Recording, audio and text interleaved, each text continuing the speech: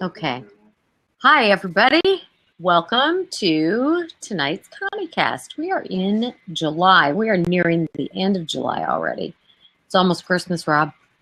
Well, I was hiking in the mountains this weekend at Mount Rainier, and I saw snow. Oh, so geez. it's like Christmas in July. You're totally having Christmas in July. Absolutely. Welcome to ConnieCast, and this will be available on my YouTube channel, and that will be posted all over Facebook. So tell your friends to come and join us, come and watch. We get a lot of viewers after the fact. Let me introduce you to tonight's guest. Okay, this is going to be a challenge, Rob, because I always make up how to say your last name. It's Rob, either Portinga or something that I don't know how to say. It's probably close to Portinga. I mean, I probably butchered half the time myself. You say Portinga? Portinga, not so heavy on the T. Okay. Okay, so you're Rob Portinga. Now we know. It was like when I had Frank on, Frank Surace. I always called him Frank Sriracha. I don't know why, but that was my name for Frank. He can get a little spicy. Yes, he can, can't he?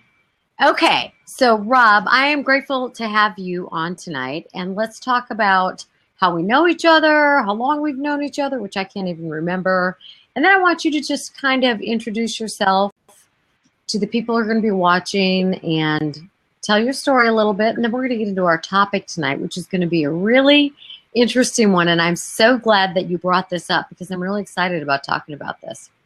So please introduce yourself. Well, I'm Rob Portinga. Some people might know me from a website, which I actually have to go back. I think I might have lost the domain, formerfatdudes.com.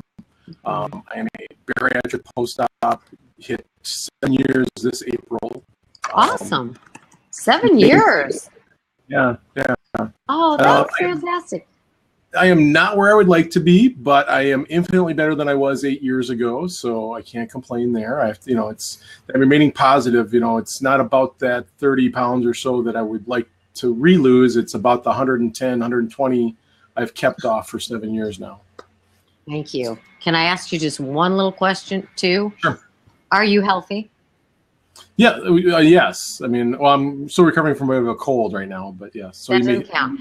Regarding your weight, related to your weight and the obesity-related issues, are you healthy? In fact, I just saw a new primary care physician last week, and my blood pressure was up a little bit, but he thinks it's from the cold.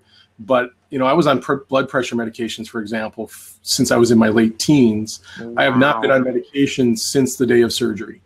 Wow.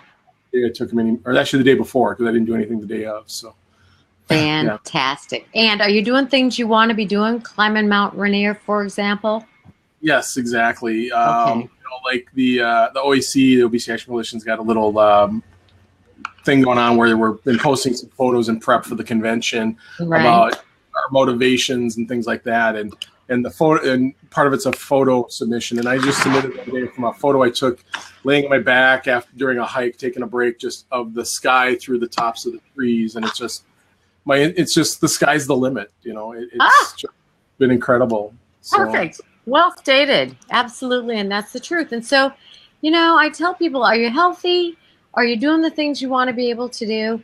Then forget about the dumb number. It drives me a little crazy. I mean, I understand that the number means something, but if go ahead. I should clarify, and it's not about that number. It is about my health. I mean, I know even just this little bit is affecting my things a little bit. So I feel I was at my most optimum health about 30 pounds ago.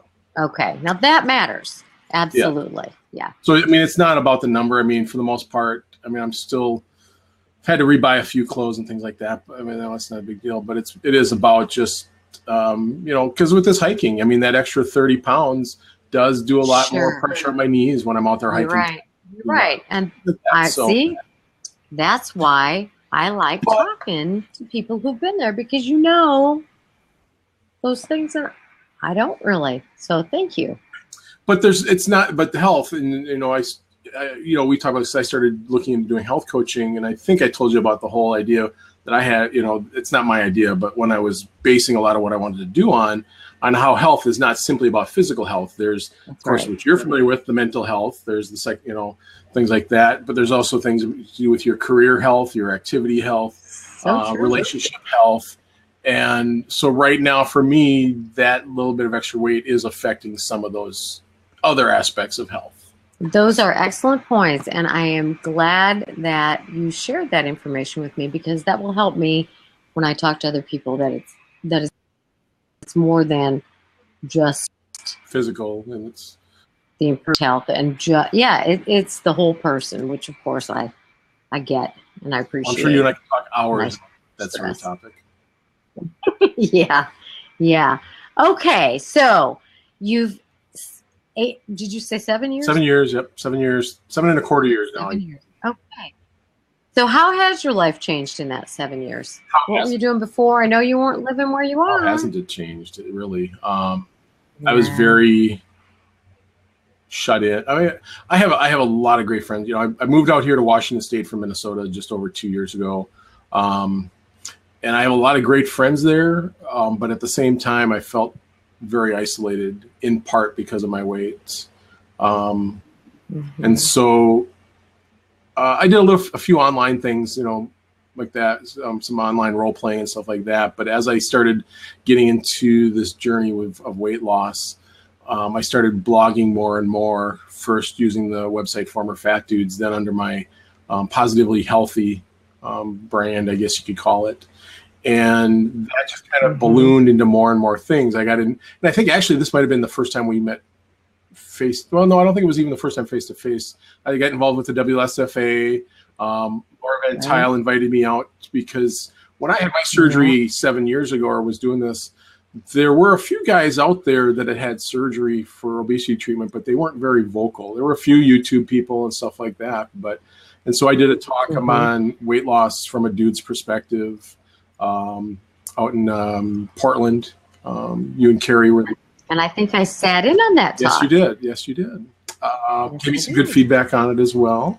So things like that, and it just kind of became one thing after another. After that, I ended up getting more and more involved with the Obesity Action Coalition, doing some advocacy work with them, attending their conventions. I'm now on the bias committee with them. I'm on the event planning committee for the annual convention, chair of the welcoming subcommittee. So hopefully if anybody's going there and you're a first timer, look me up. I'd be happy to try and get you connected with things out there. That's coming up in August at the end of August in DC. So it just kind of,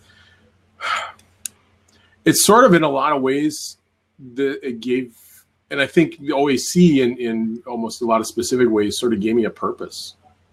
And it's weird how just different things happen. I was working construction management at the time I had my surgery, and I got laid off. I was less than 2 years out and trying to figure out what I was going to do. Well, I'd been blogging. Remember the old Bariatric TV?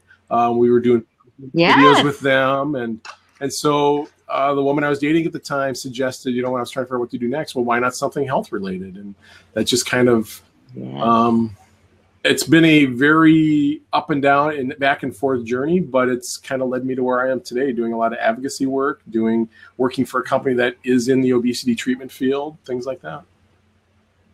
Well, I'm just going to maybe make you blush a little bit here, but you won a very significant award a year or two ago with the OAC. Yeah, not to brag, but I guess technically it's two of them, but yeah.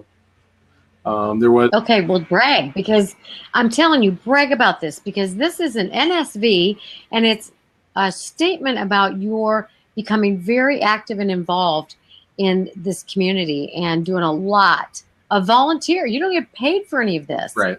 A lot of volunteer work to assist other people along their journey. And that is big stuff. I mean, that is part of that wellness, that positively whole health that you're talking about. You're giving it away. Yeah. So okay. Tell us about those. So 2014, it was and I forget the full title, but the Advocate of the Year Award for the Obesity Action Coalition. And then last year was the Member of the Year Award.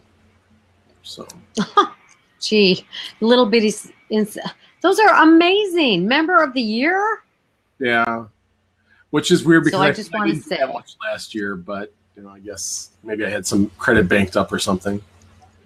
I don't know, Rob. I think it's one of those things that sometimes we don't know how what we're doing is affecting people. I got a FaceTime message today. Stop it with Spidey. Well, That's in a lot of ways, though, it's kind of his fault. I mean, like I said, when I accepted that award, it's I've been a comic books fan since I was a kid, and the whole mythos about Spider-Man and the statement from Uncle Ben, with great power comes great responsibility. And I truly believe, and I think this is what a lot of this between the weight loss and getting connected with a group like the OAC has done for me, is help to realize where I can use that power. We all have power, right. some degree, and in certain situations. And I think it is our responsibility to use that to do something good. In your case with your practice, I mean, and the things you do through like this ConnieCast. I mean, you don't get extra paid, from anybody for doing this. So this is just a lot of things to reach out do. And extend that healing branch out to people, things like that. Absolutely. I truly believe the 12-step philosophy that you can't keep it if you don't give it away. And I look at, all of the work that I do that has nothing to do with an income, as my way of keeping my own recovery from various different addictions and unhealthy behaviors. So I do think it's important that we pitch in and help. So, with the OAC, they have a segment they refer to as Bias Busters. Right? So we're kind of going to segue into our topic, but share what that's about. Well, the Bias Busters or the Bias Committee, I don't know if we're using the term Bias Busters as much right now, but what the Bias Committee is really there for is to try to address just overall situations of weight and obesity bias. It can be as simple as, like we've had examples where somebody was a college student wrote us that had, there was no accommodations for somebody of size in the auditorium where she had a class. And when they did do something for her, they basically set up a table and chair in the front corner on the side of the auditorium. So we'll work with folks like that to try and, is there a true case of bias? Or like there was a cruise ships where a cruise director dressed up in a fat suit for a belly flop contest. There's things like, and now I'm blanking on his name, the NBA basketball player that's now a commentator.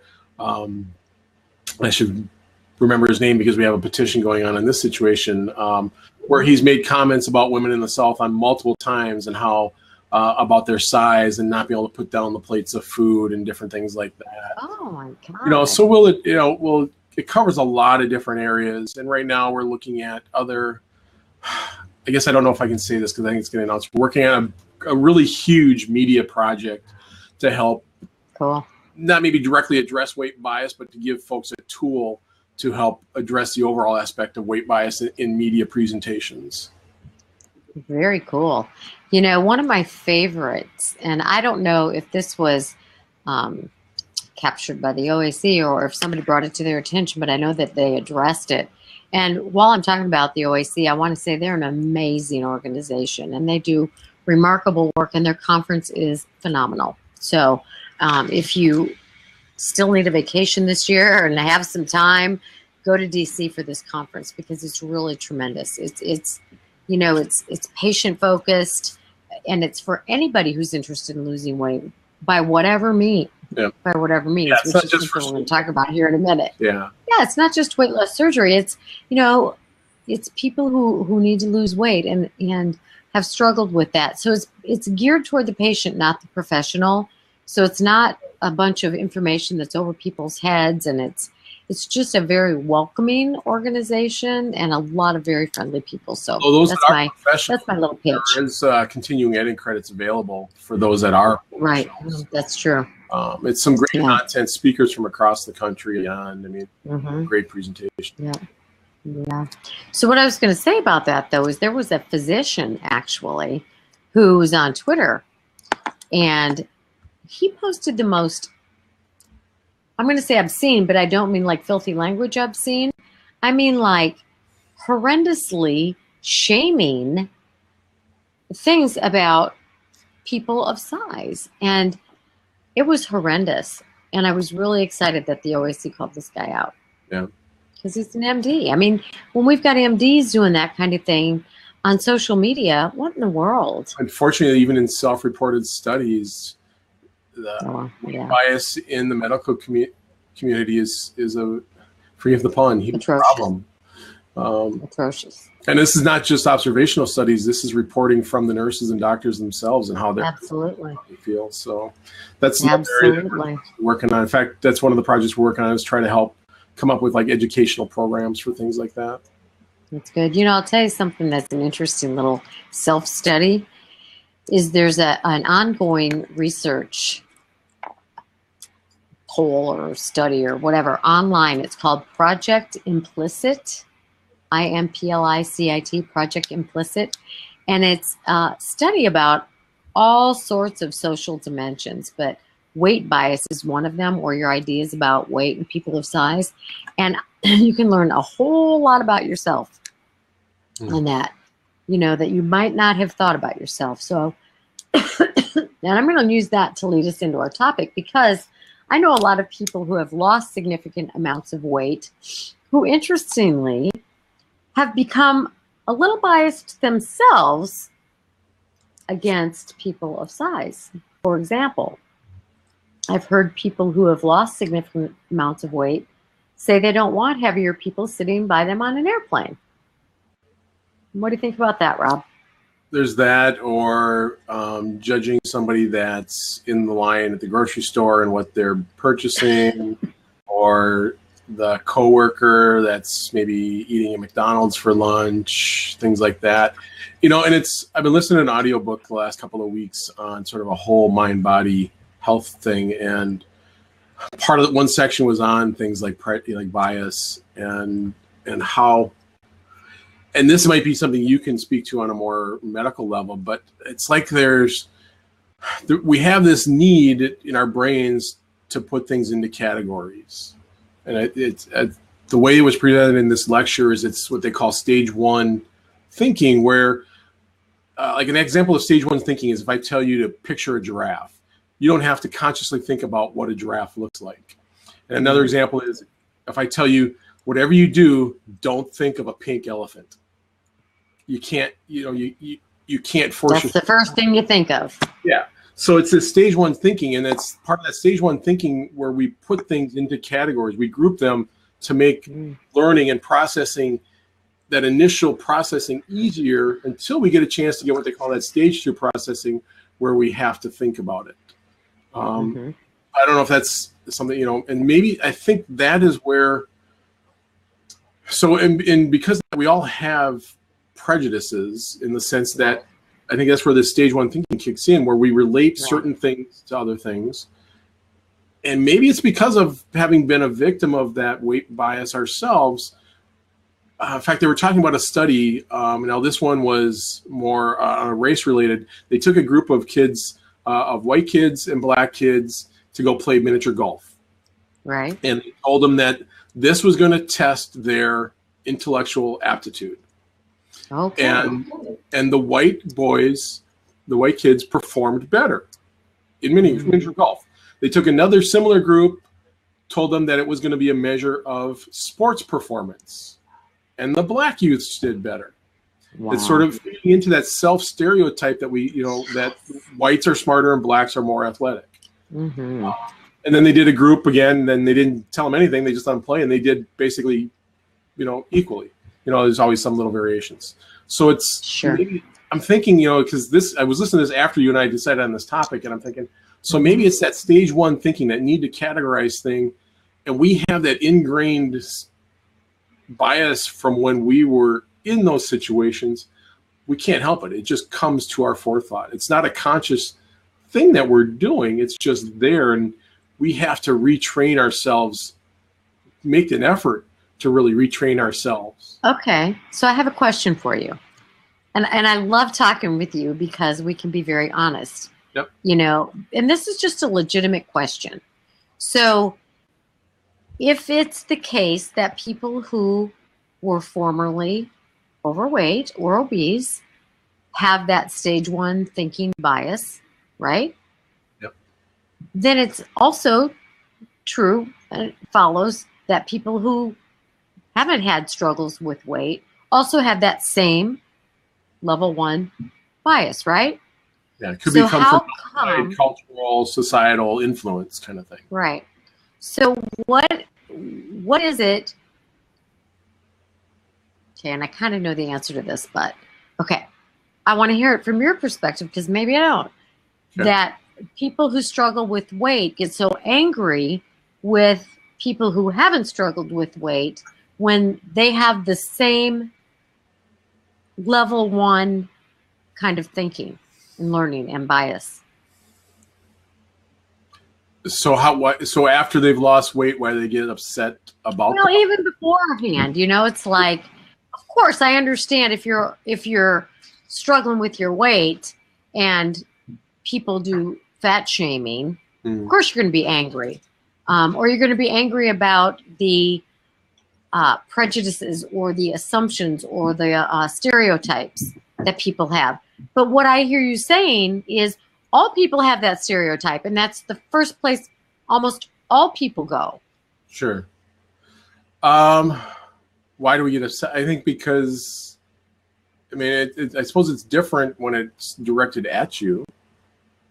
Sure. It's different, and it's that whole.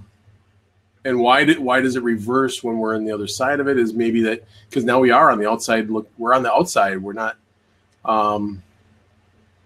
And I'll admit, there's times where I've felt those own biases creeping up in my own in situations where I'm seeing somebody. I like to try to convince myself that it's purely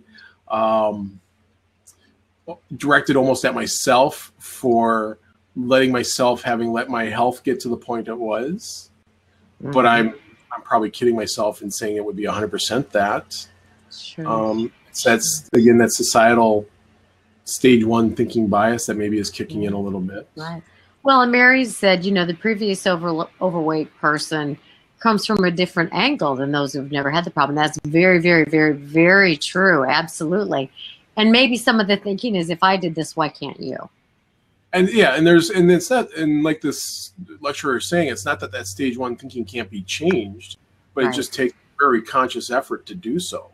Mm-hmm. And so if it's not something that we've worked at for an extended period of time, we maybe, even just the action maybe of getting treatment is part of that changing, but we haven't fully changed that stage 1 thinking yet. Sure, absolutely. And what I was wondering, because when I went through treatment, which was a long 27 years ago, I had this stereotype of what an alcoholic was or what a drug addict was, and it sure as hell wasn't me, right? I mean, I was mother of 3, I had a college degree, I was out there working, I was, very functional. So I had the biases toward that a lot of people have.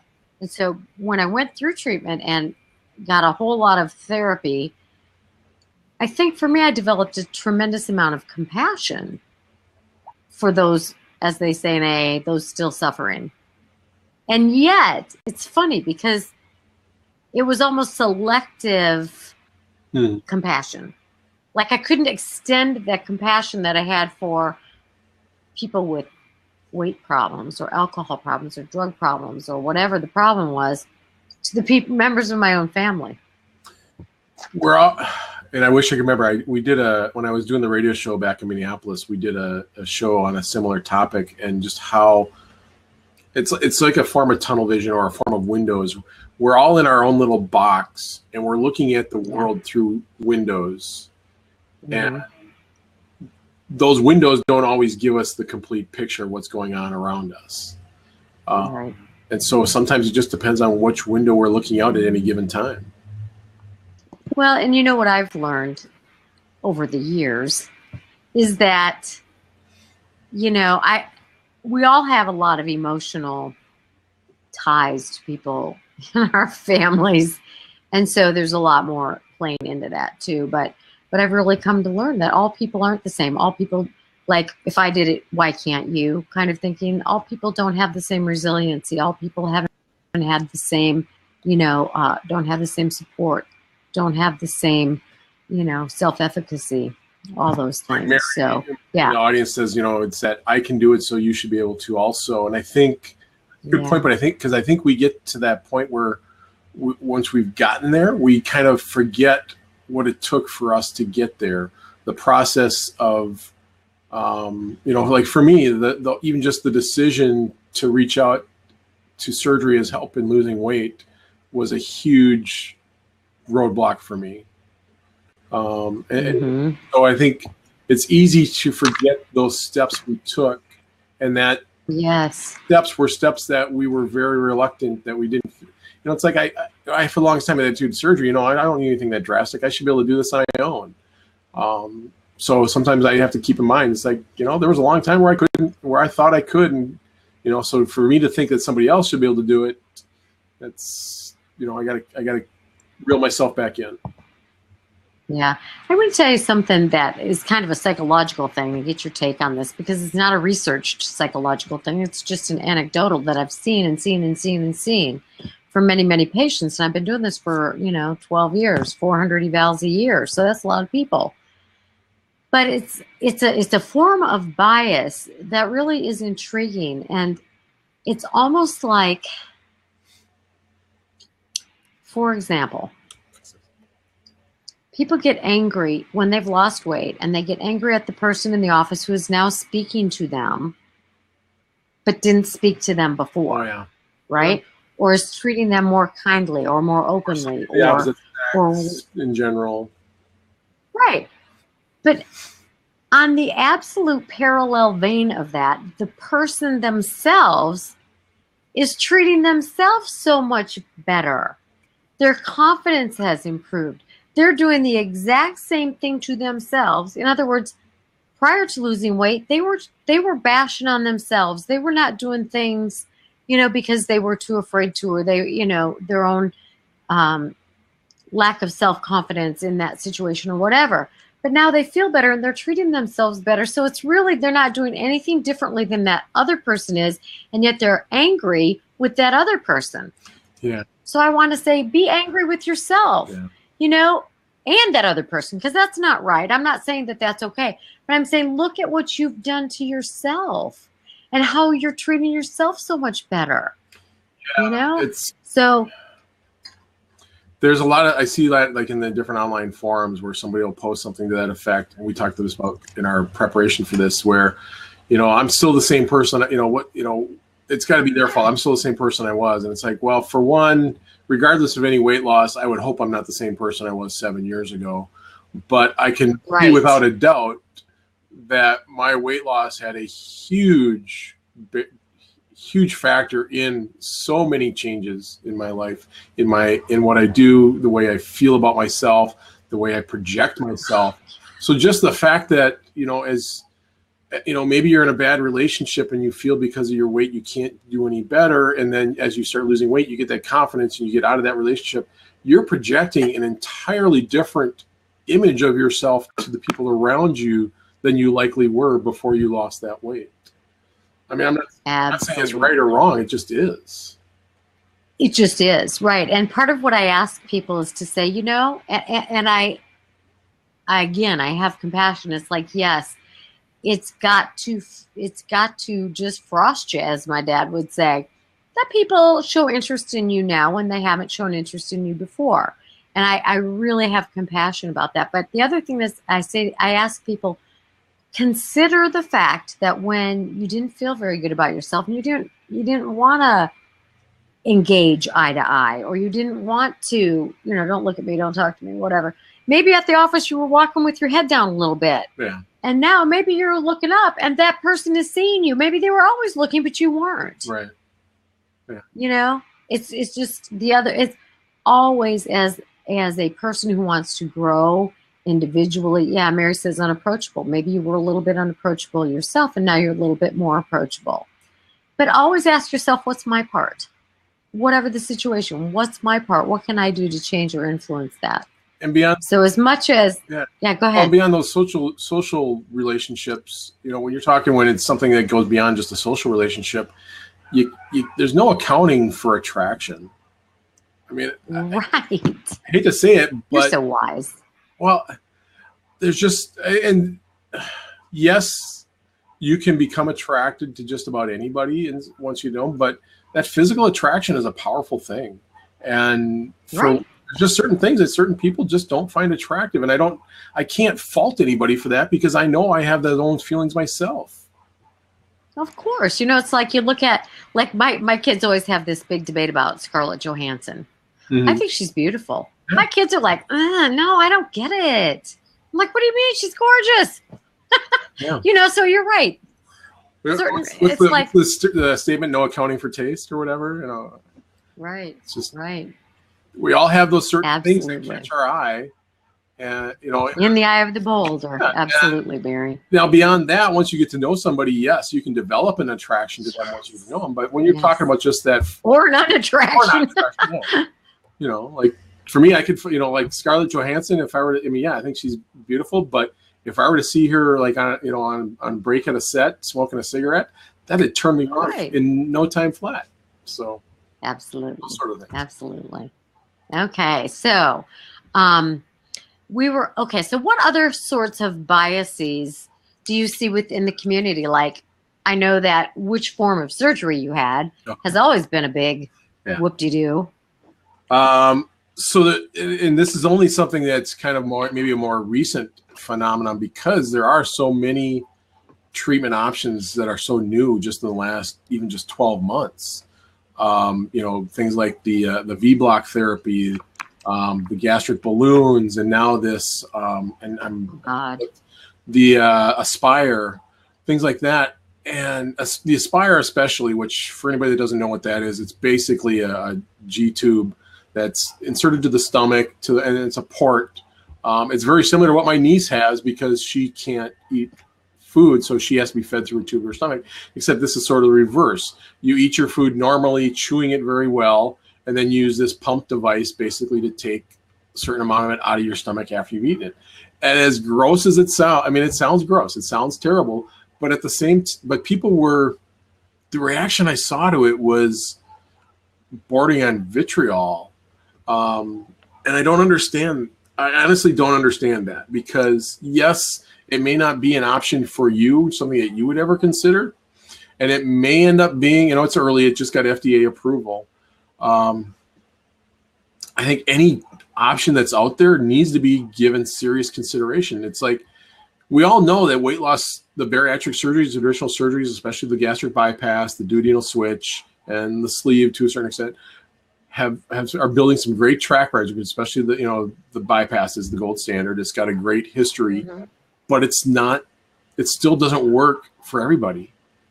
Even the sleeve, as promising results as that's had in the last few years, I know a number of folks just in like the OAC community that have gone from sleeves to bypass, and it's not that it was a failure in the surgery or a failure on the part of the person. It's just that wasn't the right treatment for that person. Right. Well, I'm going to just say sometimes, well, yeah. I'm not going to say a failure on the part of the person, but it could be partly lack of effort, or it could be there are a lot deeper issues that haven't been addressed that prevent one from following through with. Yeah, outside of maybe the behavioral things, the issues that help patients deal with. I think that comes in. I think that does play a part in saying not the right treatment for that person, maybe at that time. Maybe amend it in that. Well, I'm going to say none of them is the right treatment for that person if they're not ready. If they're not going to deal with the issues. Right. And most people at the time of opting for surgery, don't think they have any issues. Some of them do, but may not be ready to deal with it. Of course you didn't. Neither did I when I went to treatment. God, those people were, just after me. So, but it's just, and I don't want to get into the Aspire specifically, but because I've seen it with other ones as well. Sure. We just have to, new kid in the block, and it may, it may end up being something that just doesn't work. But at the same time, well, look at the pharmaceuticals. They don't, overall, they work for a very small percentage of people, but for that percentage of people they work for pretty darn good. Right. Right. And I was reading the one article that I saw on the Aspire thing. And of course, my initial thought was, oh my God, this is disgusting. But I also thought, I don't know enough. There's got to be circumstances in which this may be, if it's simply to be able to eat all you want and get rid of someone, I don't think that's a real good idea. No, but see, how would that be any different than a patient having, say, a duodenal switch? Because I've seen patients on, and I don't want to name the forum, but on forums talking about, basically bragging about how much fatty food they can eat with the DS, because it just goes right through. Right. How is that any I totally agree with you. than eating whatever you want and taking some of it out? So it's God, I totally agree with you. It gets back to like what you're saying. It's not about the procedure. It's about the readiness of the person. It's about the education of the program. So yeah, if this program is set up where they just turn you loose, boom. Now there is some questions because in this particular, they do sort of talk about a sustained, very low calorie diet, which if that is being, that could be its downfall. But I think we need to give it a fair chance. And maybe it's something that can be modified to work better for certain people than it does now. I don't know.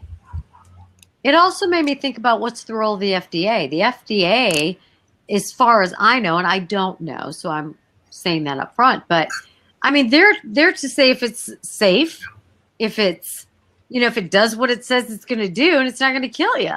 Basically. Am I wrong? Yeah. That's a way to summarize it. They're not there to speak to, well, I mean, they speak to the efficacy in the sense is that does it meet what do the trials prove? Are their statements backed by their trials? So if they want to say it promotes, 50% excess weight loss, but the trials only say 30%, they're not going to get approval. But if they show a 30% excess weight loss, and that's what the trials show, and that's what they go in for with the FDA approval, that's what they're going to get approved for. Right. So, I mean, I don't think it's blame the FDA. No. And I think it's see what the purpose is and see what I mean, there's a lot of people who think I can have weight loss surgery and eat whatever I want just in smaller portions. Well, that ain't going to cut it long term either. Yeah. So, yeah, it's a lot about education and, a lot of times about helping people understand that there are oftentimes deeper issues, which is why a lot of people haven't been able to sustain the weight loss they've had without any surgeries. So very complex issue. Yeah, Mary is in the audience. The person that was plugging it to her said that you can eat whatever you want and then get rid of it 30 to 45 minutes. And it's, I don't know. I mean, the materials I've read have not stated that. In fact, it almost has gone the opposite way in saying that they limit what you can eat, which I think could be just as bad as promoting eating anything. I think if you're trying to restrict somebody in that sense long term to a very low calorie diet, I don't know that's going to work.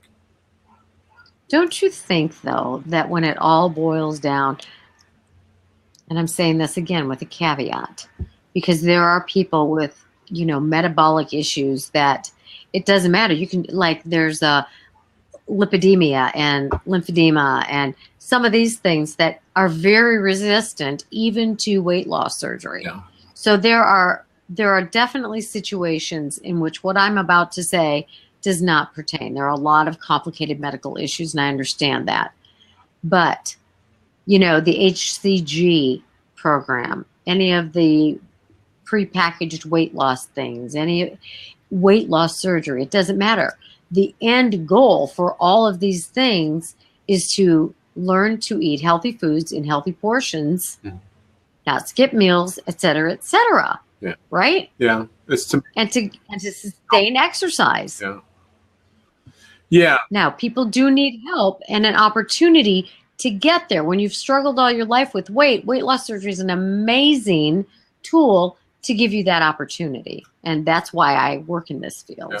And even if it's just a jump start, and even, say like the Aspire or whatever, even if it proves to only get somebody, say, to lose 10 to 15% of their body weight, that's going to improve their health. We already know that. It's going to improve their health. That's right.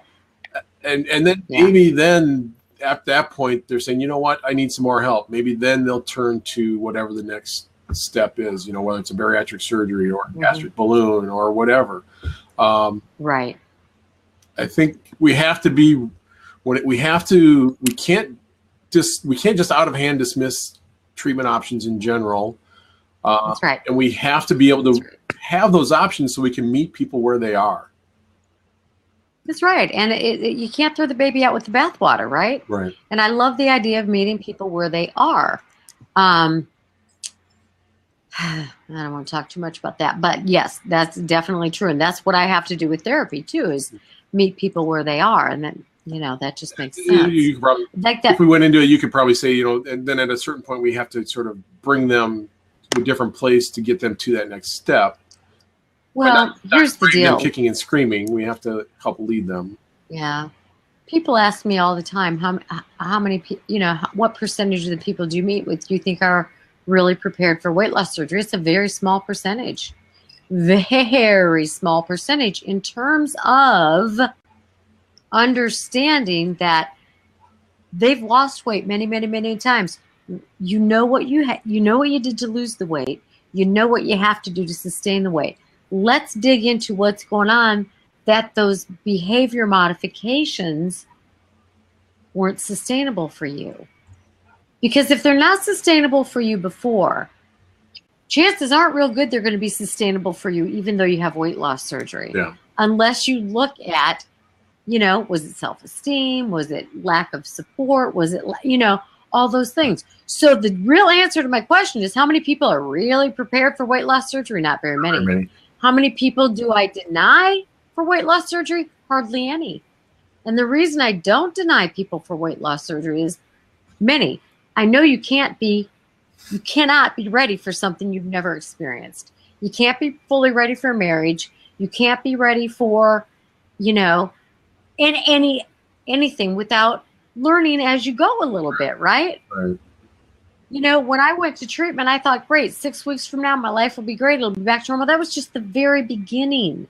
And so was weight loss surgery. So I know people need to experience it to learn and grow. And I also know that if they don't have the surgery, their health is going to continue to deteriorate and they've got a greater chance of dying. Yeah. So it's only if there's something really dramatic or drastic or a very big contraindication that I deny people for surgery. But I tell all of them, you need this surgery because your health depends on it. But I'm going to tell you that you need to be mindful of this, this, and this. And if 3 years down the road, this is a struggle, then you come back here and see me and you'd be amazed at how many people do just that. And that makes me happy. Yeah. Because sometimes people who do a revision have to learn, oh my God, I thought it was just this. Now I know it's not. Just have the surgery and do what I want. Yeah. Yeah. I mean, for years now, I've told people when I'm talking about surgery that the only thing it really does for me at this point, it controls how much food I can eat at any given time. It does nothing to decide what I eat, how often I eat, things like that. It's just, even then I can still push that limit once in a while with certain foods. So. Right. And if you eat too much of the wrong foods, I mean, if you just eat carbs and no protein, mm-hmm. And a lot of people who have struggled with weight issues have a tremendous sensitivity to carbs. Yeah. You know, and so, you know, not everybody's different. And that's what I like about what you said earlier. It's like one size does not fit all, whether it's a treatment modality or whether it's some people can eat a cookie and be fine and some people can't touch them because then they want the whole bag. Right. Yeah. So, yeah. And sometimes it's even the changes for the same person from day to day. So it's awareness and well, it's like what you do. You try to do. You give them the tools, the awareness of what they can likely expect, so they can hopefully be better prepared for it. I mean, you're never going to be 100% prepared. But. Right. You can't. And that's no reason not to have surgery. Her husband's the one cookie, she's not. Well, Mary, you are. Yeah. You're his one cookie, I believe, too. So. Ah, Rob, you're too cute. Oh, I know, Mary. So. That's funny. That's good. I better be. That's so really that kind of somewhat kind of goes towards the other topic, kind of piggybacking on some of the stuff.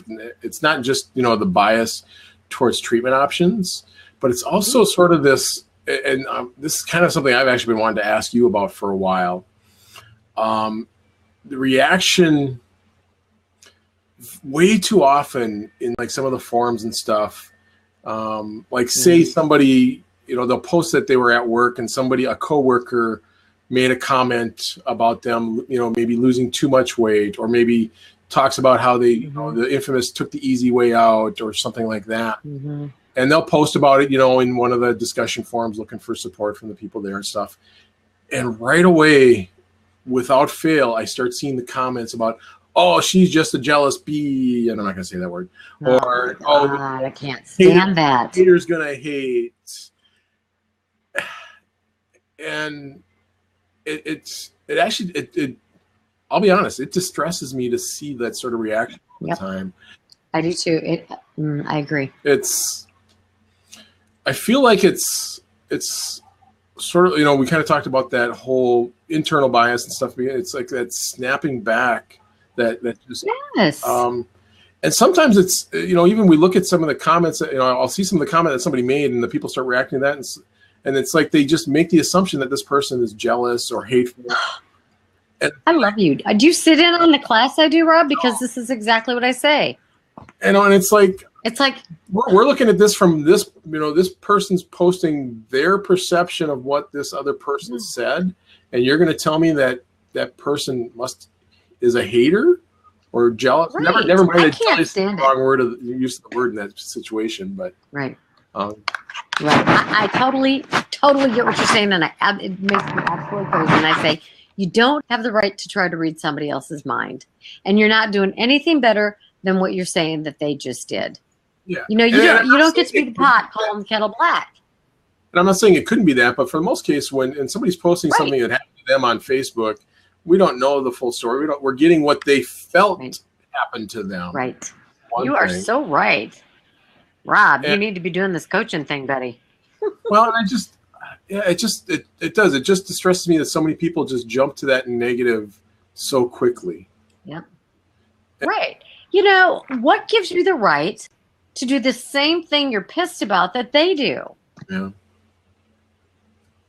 They may be saying, "Oh, you just took the easy way out." Well, you're just jealous. You're just what? Yeah. Grow the F up. And sometimes it's even just when you look at it, it's maybe not even like, it's not even a negative comment. They just maybe weren't very eloquent in what they were trying to say, in congratulating somebody on their weight loss, or, because unfortunately there is. I mean, you combine the bias and the misunderstanding about surgeries and things like that, and it's tough. How do you really, and your own insecurities and your own, how do you give a compliment to somebody that you've seen lose an extreme amount of weight and not make it come across as like, well, she's complimenting now. Well, what was wrong with, we get back to, well, what was wrong with me before? Yeah. Yes. Oh, Rob, I'm so glad you're doing what you're doing. That's all I can say. I mean, I just love what I'm hearing from you, and obviously we've talked before, but geez, I tell you what, very cool. I know. I just wish, cool. and I don't, I mean, it's a problem. I don't know what the fix is for. I mean, I'll try to questions people about it. It's like, well, how do you know that's what they meant? How do you know? Right. They try to think about it. Right. I don't know. And the fix is always look at your own part. What's my part? What's my part? Well, I'm snapping back. What's that about? It's about my own insecurity. It's about my own, my own sense of entitlement or whatever it's about. But the problems in the world are not out there. Well, there are a lot of problems out there. But what I'm saying is the problem's in here. People can say whatever they want. If it bothers you, the problem is what's going on with me. Right? I can let it roll off my back, or I can react, or I can cry, Well, and if I say something to you, Connie, and I mean it to be a compliment, but I'm clumsy in my wording, and you take it as me insulting you, whose fault is it? That's my fault. Is it anybody's fault? But let me tell you something. Is it anybody's fault? I mean, Well, it's nobody's fault. But here's what I think. It's like we all have a filter, right? We all have filters based on our life experience and blah, blah, blah, and the people surrounding us and blah, blah, blah. So if maybe I was very criticized as a kid, or maybe I was very teased about my weight, or maybe whatever. So you say something clumsily, my filter says insult, insult, incoming insult, because my filter is I get a lot of insults. So I'm going to translate what you said to what I'm familiar with. Or maybe you're just having a bad day. Exactly. Or maybe I'm pissed off at my husband, right? And you just happen to say something to me, and so now I'm taking it out on you. You're right. That relates to that audio lecture series I'm listening to right now.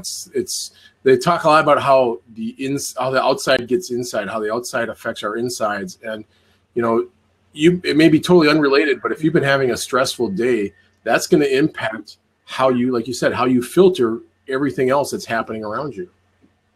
So. Yeah, misdirected anger, right, Mary? It's interesting because I'm like, when I go to the store or when whatever I'm checking out, I'm always chatting with the checkout lady, and I'm always but I'll tell you what, if I'm having a bad day, I probably look like a raging lunatic, and I'm not friendly, and I'm not, but it's nothing that person did or didn't do. And so what you're saying is somebody says something and you're having a bad day, you're going to, one day you might be like, whatever. The next day you'll be like, how dare they? Go all, Exorcist on them with the spinning head and the. Exactly. And I guess it kind of relates to it's like are we done at the top of the hour? We've got a few more minutes. Because there's the situation like with the where there is these extreme cases of bias. So like the most recent example is this Playboy centerfold or Playmate or whatever that took that, and you've probably seen this. She took the photo of the woman in the shower and accidentally posted it to Snapchat. And I don't know if that statement she made with it was accidental. No. Well, she meant to just send it to one person, not to all of Snapchat. So that's something to be. Do you think? Something to be pissed off about? It's something to address. But I saw a lot of people again basically jumping to the hate, to the name calling, using the B word, the C word, calling her a hoe. That's so nice. And going back, I mean, I spent a lot of time on Twitter during the Nicole Arbor Dear Fat People video debacle, and to the point where I was respectful. I tried to reach out to her, copying her on comments and stuff, to the point where she ended up blocking me on Twitter. She never responded to me, but she blocked me on Twitter.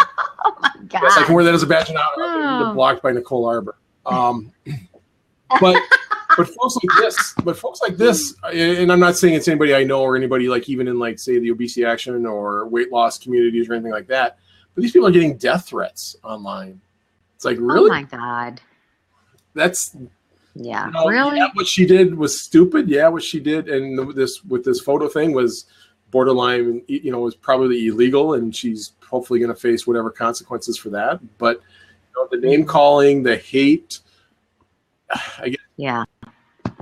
My instinct, and I've reached out to her through Facebook because she didn't close down her Facebook page, just saying, hey, look, honestly, before today, I had no idea who you were, but I wanted to try to address why I feel what you did was wrong, and I'd love to have a discussion. Good. I haven't heard back from her, and I don't expect I will, but. Right. But you were respectful about it, and you weren't malicious. Well, and maybe reason why is because I think none of us is beyond having made mistakes. You think? I mean, let's look at your own self. And if we, like Mary with that, talking about the misdirected anger, if we continually reach out with, sort of like it's like trying to teach a dog with the roll-up newspaper across the nose. That's not the way you teach a dog, to do what he needs to do. Right. Instead you reach out and try to correct in a positive way. Right. And even if she meant it maliciously, right? Yeah. How many things, I mean, I joke, and this isn't funny. It's tragic is what it is. And what she did is tragic too. And hopefully, I mean, she's 27 years old. Right. Hopefully she'll mature and realize what an ass I was, right? Because I was blessed with these natural gifts and she wasn't, blah, blah, blah. But I gave a card to a friend before I went to treatment years ago. And I said, I love our intellectual and stimulating conversations. On the inside, it said, who should we rake over the coals next? That's what we did for fun. Right. You know, we made crap out of other people because we felt like crap about ourselves. Yeah. And I can say for me, that was the truth. I felt insecure and all those things. And so I made crap about other people. And I'm not saying we don't get angry at people that do things like that or about those situations. Right. And I don't know, maybe I just have a problem with hate. You know, it's the hate that I see that really gets something I don't understand it, I guess. I know. You know, it's like, where's the humanity? Where's the compassion? Where's the I've been there myself? Who's not stuck their foot in their mouth ever? Come on. And you know, my God. And in this digital age, who hasn't accidentally sent, you know, maybe it's just an anonymous message, you know, the text to the wrong person that is harmless. Absolutely. Imagine on our worst days sending, you know, like you said, you know, maybe you're just venting to a friend about something somebody else did to you, and you accidentally send it to that person you're talking about. Right. You know. Right. Absolutely. Oh God, it's mortifying. But yes. And like you said, when we were having our private discussion about this, it's like, maybe this will be an opportunity for this woman to learn. Exactly. And that would be amazing. Sure, she put out the standard, you know, apology. Good for her. Yeah. Well, but maybe it'll help her to think. I'd call it a substandard apology, but you know. What'd you call it? Substandard apology, but yes. Still room for improvement there. But who knows? Wouldn't it be interesting if this turned her into somebody who's a great advocate? Yep. And a way for her to go, you know what? But for the grace of God, there go I. I don't know where that person comes from in life. I don't know if food was the only thing that brought any pleasure to them, or, you know, or if they had no food as a child. And so maybe they overindulged as an adult because they were traumatized by starvation. I mean, who knows? Yeah. We don't know. We've never walked in anybody else's shoes. Exactly. Yeah. And you know, maybe we put a solid effort and absolutely nothing changes. But at least, you know, we can say we tried. That's right. Gosh, Rob. We didn't just write them off. Yeah, or judge them. That, you know. Anyway, I think if you're saying the hater's going to hate, then maybe you're being a hater about that person you're saying is a hater. Could be. If that made any sense whatsoever. But I have really enjoyed this discussion. And I am so glad this was your idea. Don't say we. This was your idea. And it was a phenomenal topic. I love it. Well, thanks. You're welcome. And I want to do it again. Wasn't actually sure what we were going to talk about when we first set this up. And I'm sad we missed out last week. Because last week was your birthday. And it was going to be a birthday celebration show. But happy birthday. Well, thank you. It was a good day.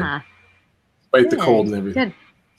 I hope you celebrated you because you are a gift to many. Yes. Well, I actually got to give the gift on that day. I actually got to give a friend of my cold. So now there's. Oh, I don't even want to know how you managed that, but yay for you. You're funny. I had dinner with a friend, and so now they're suffering the first stages of what I went through last week. Mm-hmm.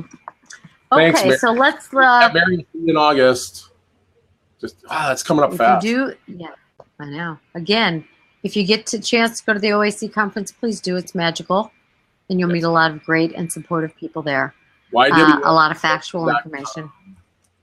Yes, you can print that in again if you want. And I'm doing a class. I do an ongoing, repeated class. It's live in person at our classroom if you live in Augusta, but it's also available online. It's a didactic class, meaning it's me, and we send you the PowerPoints ahead of time, and there's a tremendous amount of homework every week, and we're incorporating the behavior modification piece as well as the psychological underneath kind of issues that have prevented many people from sustaining their weight loss. So it's a really good class, get a lot of good feedback. Rob, what you got going on that you would like to let people know about? Just getting ready for the convention. I'm doing a table talk for new attendees on Friday. Awesome. At the convention. So just for, I have no idea what we're going to talk about yet, but it's just for, some of the first time attendees that maybe just wanted a little very cool connected to things. And we're doing the welcoming things on Thursday evening, of course. I'm going to be part of the advocacy training, the national advocacy training. Oh, good. Play a mock senator this year, so. Oh, very good. You'll be very good. Yeah, I don't know. Don't be corrupt and nasty. Hopefully I get to be the nice guy. I don't know if I can be the bad one. Be that upfront, stand-up guy. But other than that, just, I feel I should start blogging again. I've been trying to find some things to do, post recipes, stuff like that on my website. Very good. Very, very good. Basically just doing a lot of hiking right now. Good. That's awesome. And Laura Preston, who is in the rooms, she has an amazing program. Laura, type in the place where people can look at your, God, the name of it, control, help me. Positively.healthy.com. Regain control. Thank you. Website, yeah. Oh, Positively Healthy. Yeah, I love that. That's a great website title, by the way. Thanks. Regain Control. That's right. So check out Laura's information on Facebook. Rob is on Facebook. Rob has a website. All good stuff going on here. A lot of good people giving a lot of good stuff away. So once I fill in with another friend of yours, Rieger Cortell, I do occasional episodes on the podcast. So. I love Rieger, and she's amazing, and she's got an amazing podcast, Weight Loss Surgery Podcast on iTunes. Phenomenal. See, there's so many resources. Use them all. We are all here to help. Yes. Yeah. Rob, I hope to see you soon. Well, what? You're way out there and everything. Yeah, I'm a 5 Coast convention, so you're going to be there, right? That's right. Actually, I'm not going to be there. You're not going to I didn't want to say that. No, I have a conflict of dates, so I'm not going to be there. But I wish I was going to be there because I've been to all the other ones. There's an event coming up in Portland next year, so I don't want to wait. I'm aware. That's going to be a good one, too. All the conferences, go to them all. WLSFA, it's great. They have great conference. I really enjoyed it this year. Let's see, what else? Obesity Help Conference, another really good conference where I've met a lot of my friends in the community. So just get involved, get active, get out there. And not every group remember, is going to fit for everybody. So you want to find that's right. You feel most comfortable in that meets what you want to do, that feeds, because really these feed a need of mine as much as I give out. So like you said, like you were saying. Yeah. Yeah. Very cool. You take the words right out of my mouth. That is so exciting. Find your tribe, Laura says. Yes. And remember, in almost all organizations or, things that we are involved in the world, there's some healthy and unhealthy. Stick with the winners. Find those people who aren't bashing other people or rejoicing in other people's regain or those sorts of things. No gossip. Get away from it all. Be the example of what you want to see. So, Rob, thanks so much. I will let you know as soon as this is posted on the YouTube page, and feel free to share it everywhere. Thanks for dropping in, Laura, and thank you for the rest of you being here. Mary, thank you for all your positive and helpful comments, and for all the rest of you. Please share. And who else? Saw some other people. Who am I seeing? Out there. Karen. A bunch of other people. Yes, I love Karen. I'm a Karen girl. You guys all, Debbie and Cheryl, let people know that this is going to be posted, and we appreciate you being here. And of course, there's a new message. People need to find you. You didn't give out your website. So how do they find you? Track you? I mean, if they're watching this. Connie Stapleton. Connie Stapleton, PhD.com. I've got an amazing new website. I want to thank my son who did this, and it's just top notch. I love you, my son. And my daughters, they work for me. They're out in California right now. check this out. A whole bunch of kids, they're 30. A whole bunch of young women went from their high school class to celebrate their 30th birthdays. Isn't that fun? Cool. So they're out there right now. Yeah, way cool. Okay, everybody. Thanks for joining us. Rob, thank you again. Talk to you guys soon. Okay. Bye. Bye.